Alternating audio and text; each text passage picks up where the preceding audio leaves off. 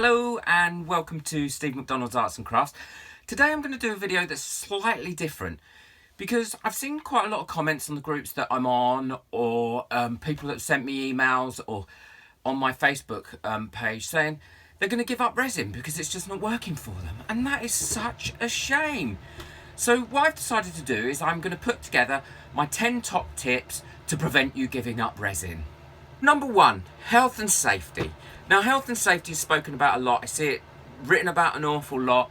And to be honest, it's everybody's responsibility to take care of your own health. Some of these products that we use are probably not safe. You know, they are chemicals after all. And certainly when you use things like polyester resin, they are not, the fumes of those are not good. So my tips are: ensure that you know what product you're using and what the safety precautions they recommend that you take. But firstly, take care of yourself. I never allow, if I can, to let resin get onto my skin because it can cause an allergy. So I always wear long sleeve tops, and I always wear nitrile gloves, and I put them on, and then I try and tuck the sleeves into the gloves. Now, they don't always stay, so you might want to put a little band or something around them, but it stops the resin getting on your skin and you becoming sensitive to it. The other thing is, when we heat resin up, it produces a vapor. So we use a gun or a torch. So I always wear a mask. Okay, so this is the mask that I wear. It wasn't very expensive. I will put the link to this in the description of this video, but it's worth taking those precautions because some of the things that we do can be irritants to the lungs. So number 2, after you're wearing the safety precautions, really important, make sure that you're still working in a well ventilated area. Now, I'm in my studio, and behind me, I'm not sure if the camera will pick it up, there is an extractor fan. Yeah, the camera is picking it up. I'm kind of pointed to it now. Now, I do have this on if it's cold, and I work over here. As you can see, I've got some resin there, so that is on, and it's an extractor fan, as well as all my other precautions. If you haven't got that, then open a window or open an external door as well. Number 3, now this is a biggie, not following the instructions. Now, I'm terrible for not following instructions. I get things, I build them, and then I think, why have I got bits left over? But I always read the instructions for anything that I'm going to be using, because in those instructions, it tells you the safety precautions you need to take and all the other information about the resin that you're going to use. And this is another biggie, not measuring accurately. I ensure that I measure as accurately as possible. I use little measuring jugs, often the silicone ones, like this, okay? And I use those, these, I'll put the link to these in my description. These are made by Oxo. They're very, very accurate, and they're great for larger amounts of resin. And their measurements are really accurate. If I only want a small amount of resin, which I did when I used this one, this again is a silicone jug, and it's got smaller amounts of resin in there. But measure accurately, because not measuring accurately can cause your resin not to cure, and it can cause soft spots and just a sticky mess. Not mixing thoroughly. Different resins expect you to mix the resin at different amounts of time.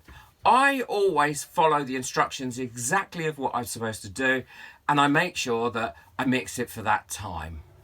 Without mixing thoroughly and around the edges and the bottom of whatever you're mixing in, you will again might get patches that aren't mixed, so it's never going to cure. Now, I have got a video just above here that if you tap on that, it shows you how to mix resin without getting bubbles and to mix it nice and thoroughly. Number 6, thinking that, oh, I haven't got much time, so I'm going to add more hardener to what I mix and it'll harden quickly.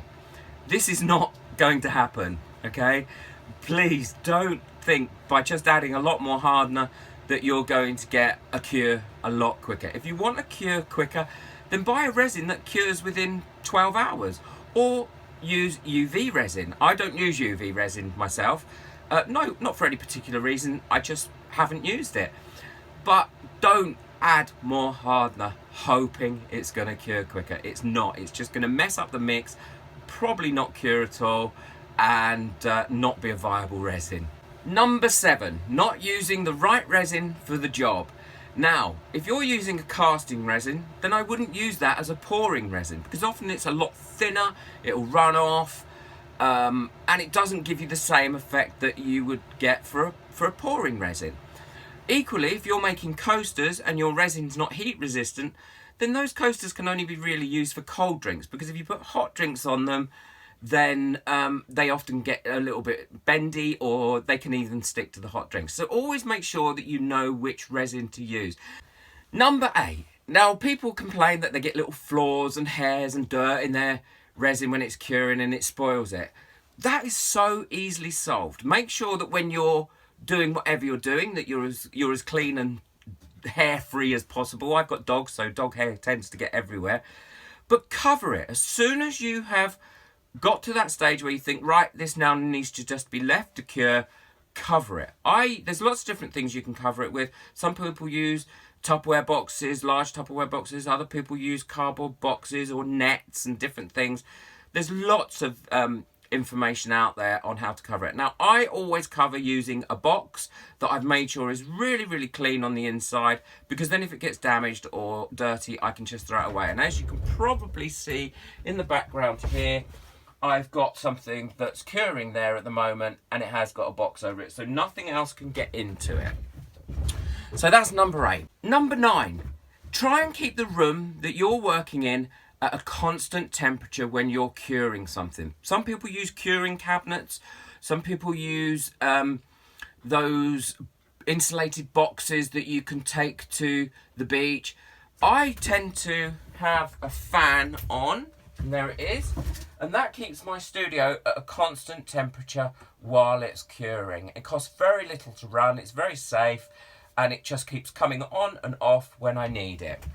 Number 10, and this is one that I have done so many times, and it's so frustrating, is when you are using a silicone mould, that you use a torch on it and you over torch it, and then it sticks to the resin. When you take it out of the mould, you've got bits of silicone on your resin that you've tried to take out of the mould, and you've ruined your mould, so you can't use it again. And moulds aren't cheap, so don't over torch. Now, if you don't want to torch, then I have a little heat gun that I use for embossing. I can use that. That doesn't cause any problems. And also, to get rid of bubbles in mould, I do use this bigger heat gun. And using a heat gun, I have never ever had a silicone mould stick to my resin cast.